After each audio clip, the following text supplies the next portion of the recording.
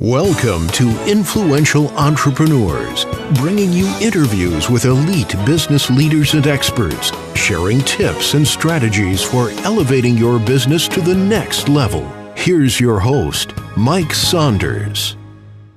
Hello and welcome to this episode of Influential Entrepreneurs. This is Mike Saunders, the Authority Positioning Coach, and today we have with us Michael Greenberg, who is the founder of Gentlemen of Technology and Call for Content. Michael, welcome to the program. Mike, it's great to be here today. Always happy to talk with a fellow Colorado entrepreneur.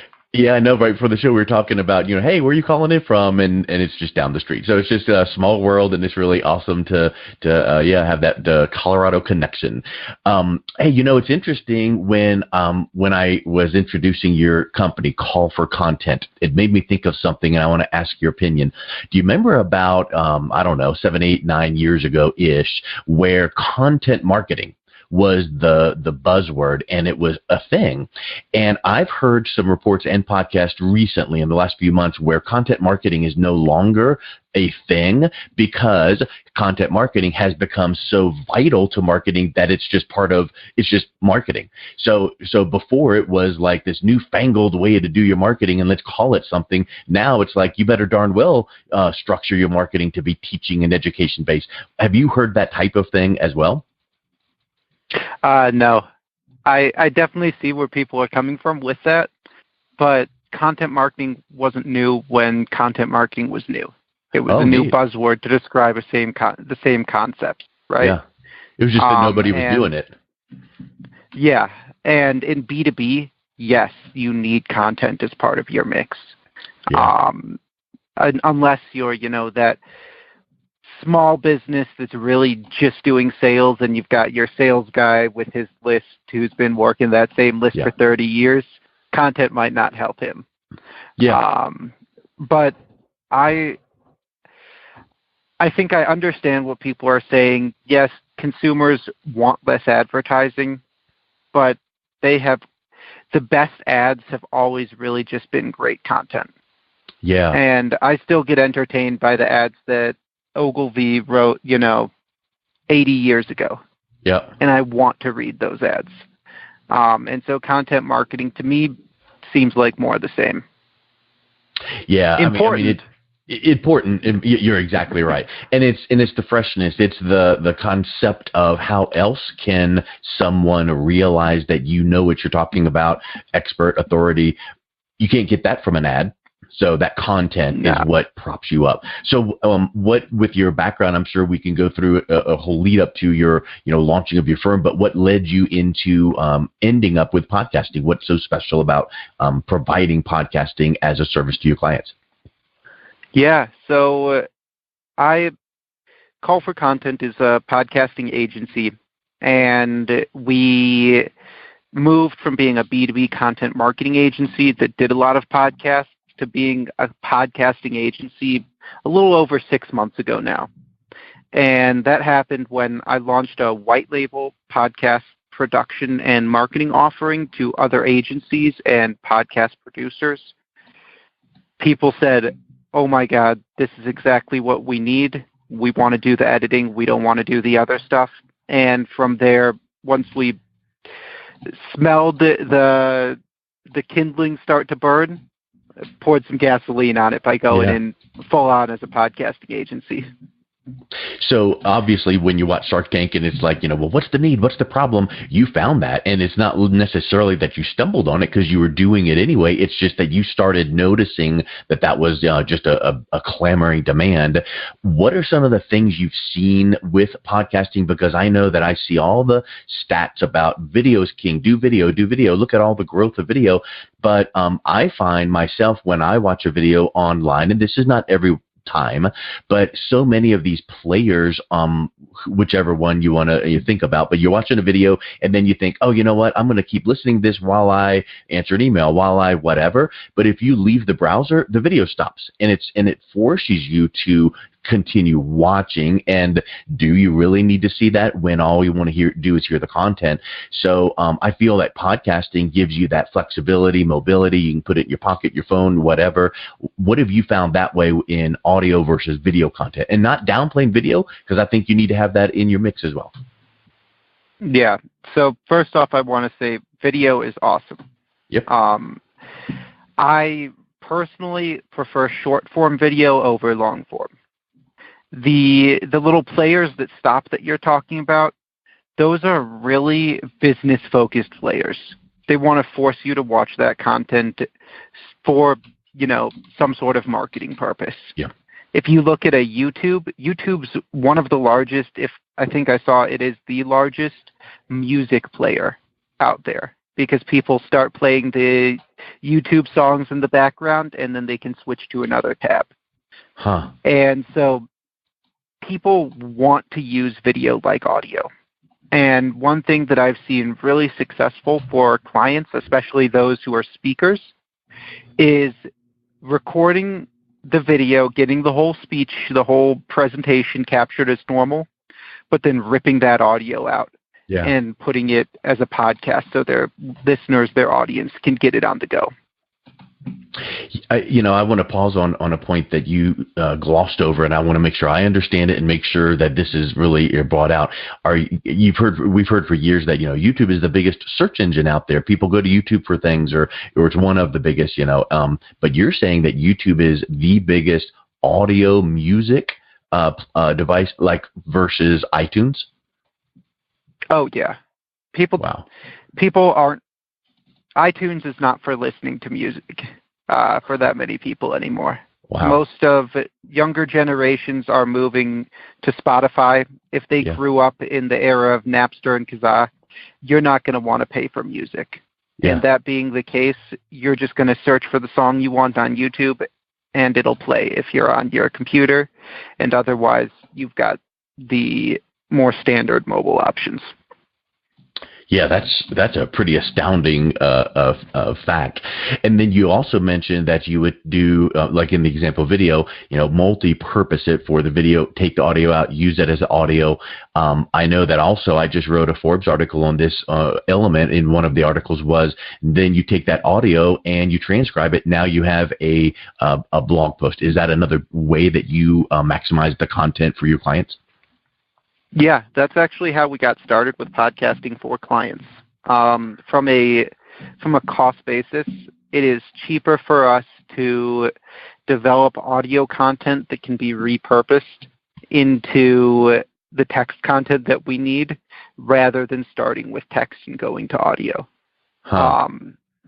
And so we started using an app called Headliner as well, to make little videos and teasers out of the episodes, out of the podcasts that we create. And so really we're starting with audio, but we're ending, and the content that I see the most engagement with is in video and text that we've created from that audio. Neat. Along those lines as well, if you haven't seen, Google finally announced that they've been transcribing podcasts and indexing the content for search.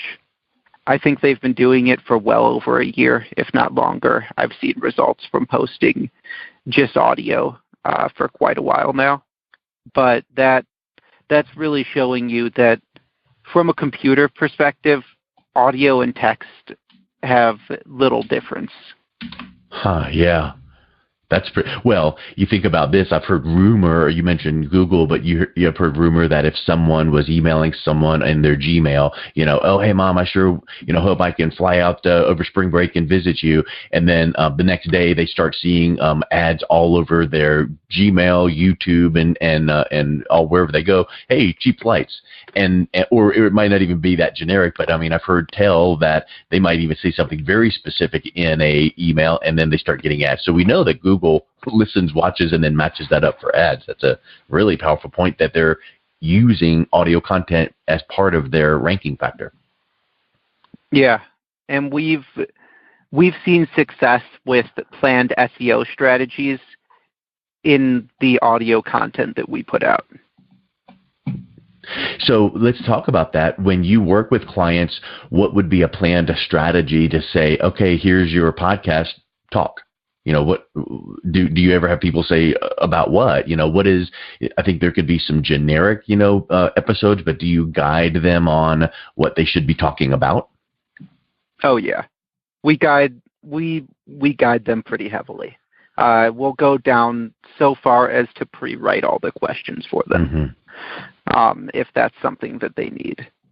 And we do, solo shows as well as a lot of interview shows.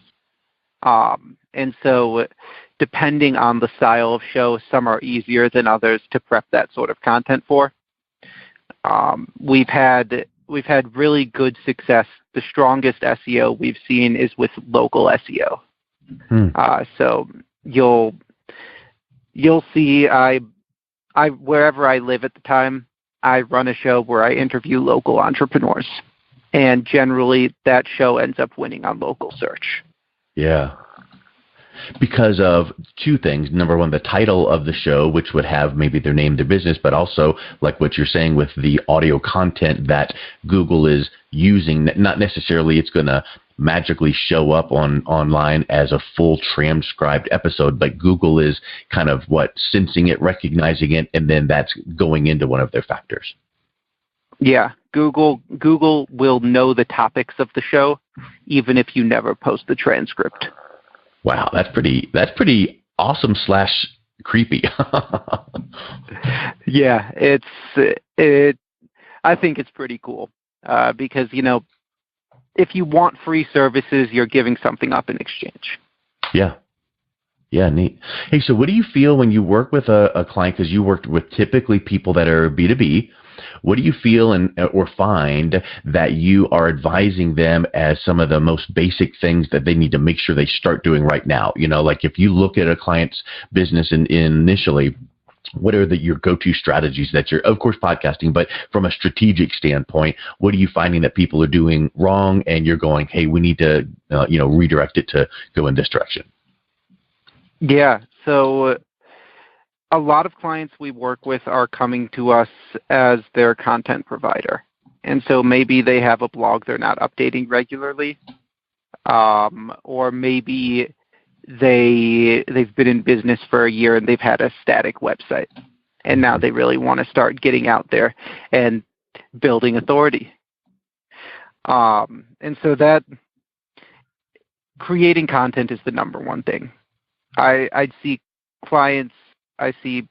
people come to my office hours. I probably get this 2 or 3 times a week. What kind of content should I be creating? Yeah. And the honest answer is just start talking with the people you would like to be your customers. Yeah. If you record, this is a conversation between 2 people who could sell to each other right now. And it's great content. The entire goal of creating that content is just to get people out there and knowing you. It's to have backup to prove that you are that expert when they come to ask you for more. And so that's really just the simple act of creating content is the number one thing. After that, it's promoting it.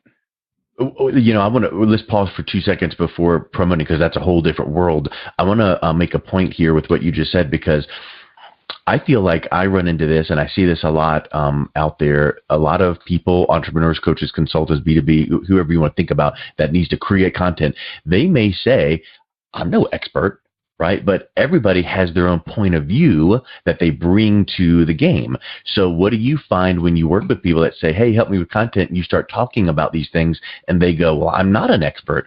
How do you help them realize that they do have that unique point of view? Yeah, so I talk about a couple things. One is when they're considering, am I an expert in this? The question they should really be asking is, am I an expert in this for the audience I'd like to reach compared to them? Yeah. So I may not be an expert in business management compared to somebody who's been a business coach for 30 years, but I am an expert in business management compared to a bunch of MBA students. And as a podcaster, I've been podcasting for maybe 3-4 years, so I'm nowhere near the guys who have been doing it forever. But I've launched a lot of shows. And if you're looking for somebody, if a client is coming to me and asking, Michael, can you help me grow my podcast? That's something that I know how to do. And the content I put out is about starting shows and monetizing them. I'm not the guy to go to for your interviews. And so I use two things. One, you want to look at that narrow audience, right? And you want to know what level of expertise they have compared to you. And then two, there's a little test we use called the talk test. And if you could put together a 2-3 hour presentation on that subject for that audience, or a full day workshop on that subject for that audience, you're an expert. There's no doubt about it. Mm-hmm. And I've used it. I did a presentation for a group just recently this week, and I heard this concept given by someone else, and I was like, oh, I've followed that and heard that for years and years and years, because I think what you just said with, can you give this talk or this presentation, I think that some people would say no, but then if you ask them a few questions like this, they would all of a sudden realize, oh, I could do that.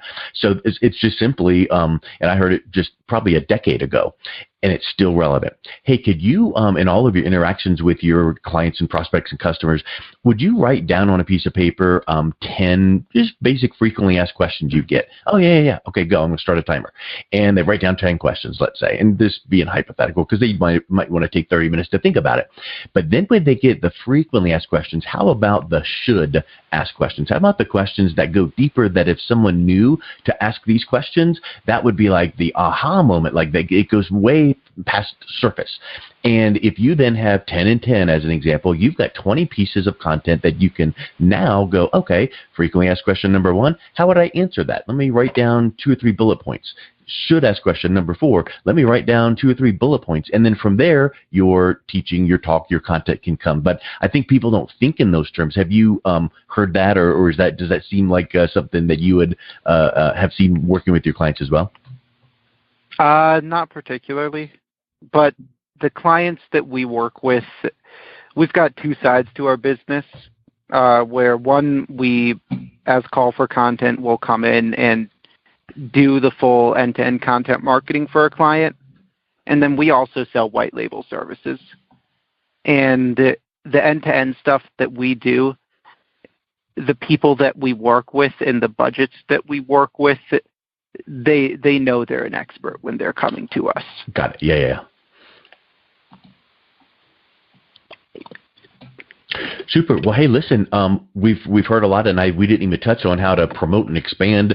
So I'll kind of leave that as a cliffhanger to say, if someone would be interested in working with you, talking with you, learning more, what's the best way that they can reach out and connect with you? Yeah. So I offer free office hours to anyone who wants to book them and chat with me. You can go to callforcontent.com, and we've got a little chat widget that will let you book directly with me for office hours. And, you can shoot me an email at michael@callforcontent.com. Or if you want to listen to me talk, you can find my podcast at coloradobusinesspodcast.com. But really, callforcontent.com, the chat widget, it'll let you book for office hours, and that's the best way to speak with me directly and ask me anything you'd like. I am an open book. Perfect. Well, Michael, thank you so much for coming on. It was really great to chat with you today. Yeah, likewise. You've been listening to Influential Entrepreneurs with Mike Saunders. To learn more about the resources mentioned on today's show or listen to past episodes, visit www.influentialentrepreneursradio.com.